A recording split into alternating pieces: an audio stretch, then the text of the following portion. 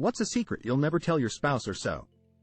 That emotionally and sexually charged night we spent sharing a bed, drinking, and talking all night? I didn't keep getting up to pee.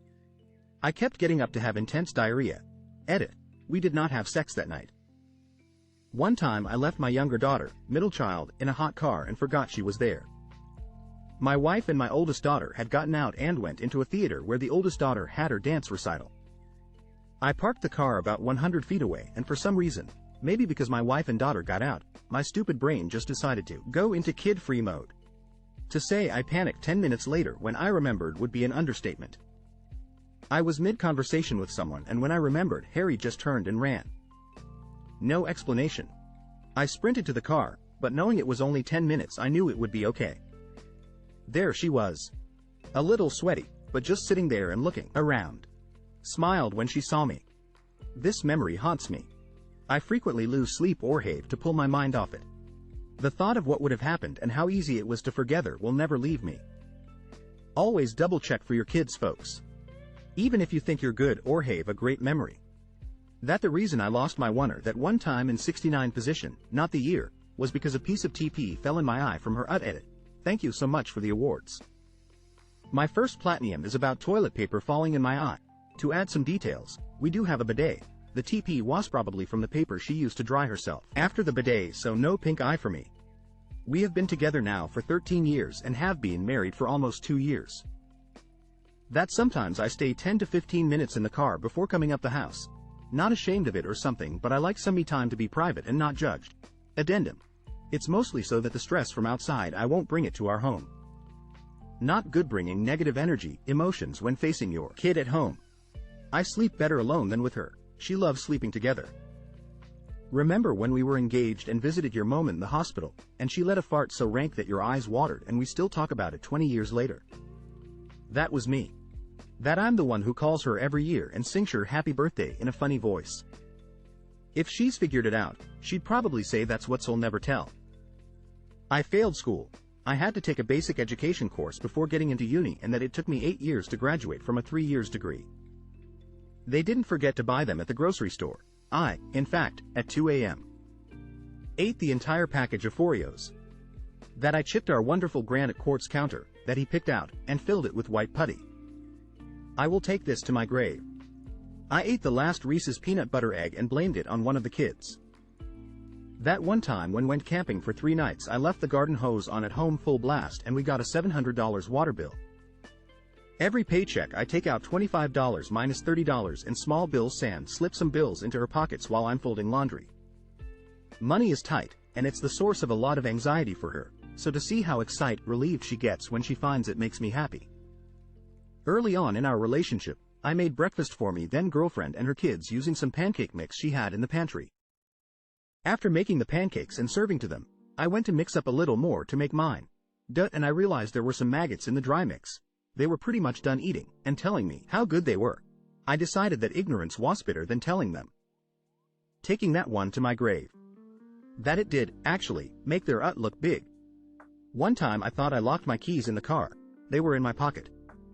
Yep. I figured out halfway through, and by then I decided to die with this secret. Sometimes I detach the ignition key off my huge keychain to make it easier, and I peeked through my car, saw the keychain, and didn't even check my pockets and just assumed I left all my keys in the locked car. Stupid. We had to walk 2 miles to her friend's job up a hill in super cold windy as UCK conditions, in like flip-flops and definitely not suitable clothing, and then we got a super awkward drive to her house from her friend. Then we had to drive 30 minutes to me house, get my keys, go back, and give the other dude some gas money. It took us like 2 hours and we were both exhausted and wanting to go home at the start of it, and then he had of course to drive back and drop her off and then get gas and then go home. Lol. How much time I spend writing stupid essays on Reddit only to delete the whole thing. I saw on the call display that the jewelry store was calling. I let him answer it. He immediately left to run an errand, and came home and took me out skating, where he romantically proposed on Afrozen Pond under a floodlight on a February evening. We'll be married 20 years this year. I can't tell him I knew the whole time. I just can't. ETA. We had gone a few weeks before to pick Thering out, and we had talked in depth about getting engaged. It wasn't a complete surprise. But he did want his proposal to be a surprise, and it really was special, even though I knew. Deleted. That I pooped in the ocean while snorkeling off of Hawaii. And that was the reason for all the beautiful fish swarming around us all of a sudden. Bon appetit, dear fish. Yes, indeed, it was magical. That I left the Nintendo Switch you gifted me on Avis. The Switch that you see me using is a replacement that I bought on eBay. I knew you were going to propose. You left an email up on the computer where you sent a ring to a friend asking her if I will like it. I immediately closed the email and went on about my day. We went on the 2-week-long trip to Hawaii. One of the days you told me to dress up and I wore this cute white summer dress. I still remember the way you looked at me. You looked at peace. We drove up the coast to the beach your friend recommended. As soon as we pull in, it dawns on you that this isn't a private beach. It's pure madness. People everywhere. I saw the look of panic on your face. I squeezed your arm and said, let's keep driving. We grabbed dinner at a mom and pop place and found the most beautiful secluded beach after. That's where you proposed and it was perfect. Sometimes when I shake the Kleenex outside, the spider isn't in it. The person that shat on the floor at her parents at Christmas and issed everywhere in the bathroom wasn't, in fact, Granddad in his drunken stupor. It was, in fact, me. That astard stole my bacon sandwich last Christmas, and he deserved a lecture, even if it was for something different. I'm glad he cheated, and thought the grass was greener, during my terminal cancer diagnosis. Wish he didn't lie about it. But, the genuine relief that he is someone else's problem after nearly a decade is priceless. Bless.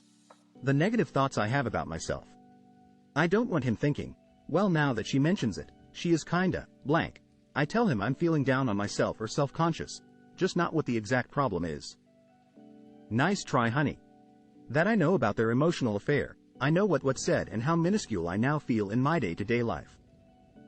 That I farted and him checking the entire house as well as asking the neighbors if they smelled anything because he thought it could be a gas leak was a waste of time. Okay, but promise you won't tell her. She has a pair of shoes that I really don't like, but she does, so I just keep it to myself because they make her happy. I actually feel so much worse, mental illness, sometimes than I let on. I am medicated and see a therapist, but it isn't always enough. He works so hard and has so much on his plate. I don't want him to feel bad because often there's nothing he can do about it. What ruins life in a marriage? 10,000 little unaddressed disappointments, which drain communication, which fosters negative assumptions, which breeds coldness, which turns to resentment. The ex obviously becomes ungood. Stress. Kids, work, financial, or any other kind of stress. Kiss your libido goodbye until you figure out how to deal with it.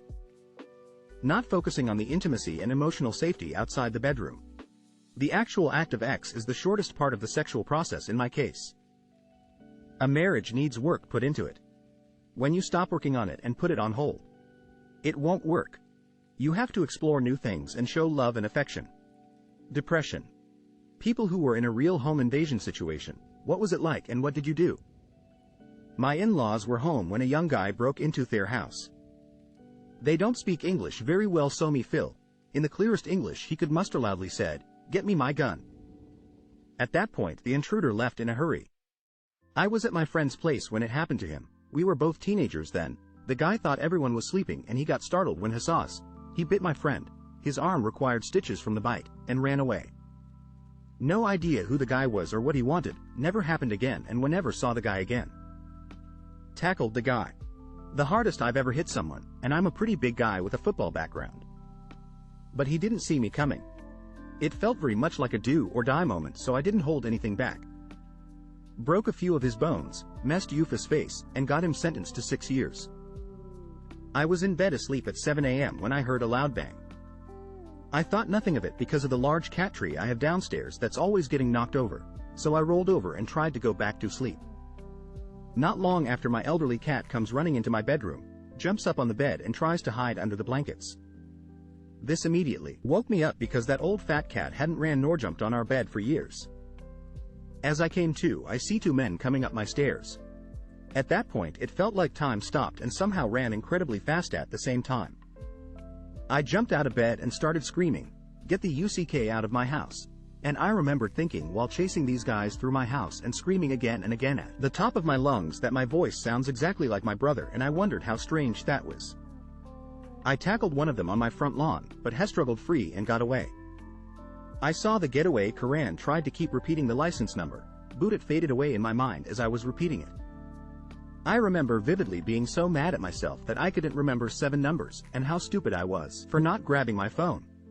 Looking back on the situation, there are so many things that happened that I never noticed, like how I fractured my arm slamming into the wall at the bottom of my stairs, and that I cut my feet up on the splintered wood of my front door. The adrenaline rush of a true fight-or-flight situation is something so strange it's almost impossible to accurately describe.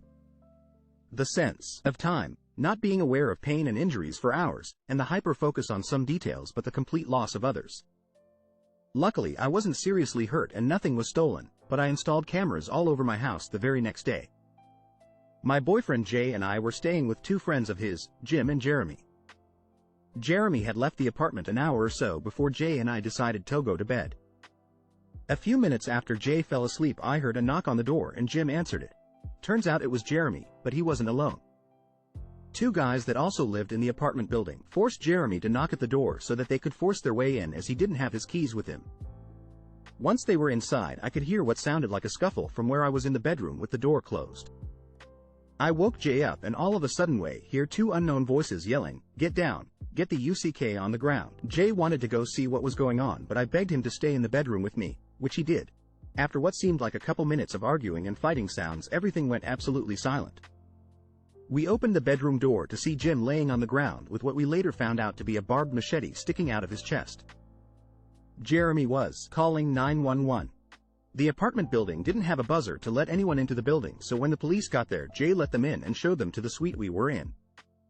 After that, they separated us all and put the 3 of us into the back of 3 different police cars, where they left us while the paramedics tried to save Jim. Unfortunately, they weren't able to save him. Headied at the apartment. I knew he was dead when the paramedics wheeled him out to the ambulance but didn't leave for at least 5 minutes without working on him at all. The police took us to be questioned, again keeping us separated the entire time. About 12 hours later they were ready to let us go but told us we were not allowed to go back to the apartment as it was an active crime scene. We were dropped off by the police at a coffee shop with no money, phones, wallets or even shoes on our feet, as they wouldn't let us take anything from the apartment before they put us in the police cars before being questioned. We ended up going to a friend's house where we stayed until we were let back into the apartment 4 or 5 days later. Once we were finally allowed back into the apartment, the first thing I had to do was clean up the blood. Which I'm sure you can imagine was pretty hard to handle. It was pretty traumatic. Not me, but my aunt.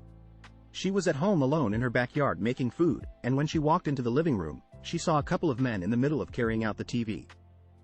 It seems that they didn't think anyone was at home. They got surprised, dropped the TV, and ran out after she started screaming. My door was kicked in at just after 2 a.m.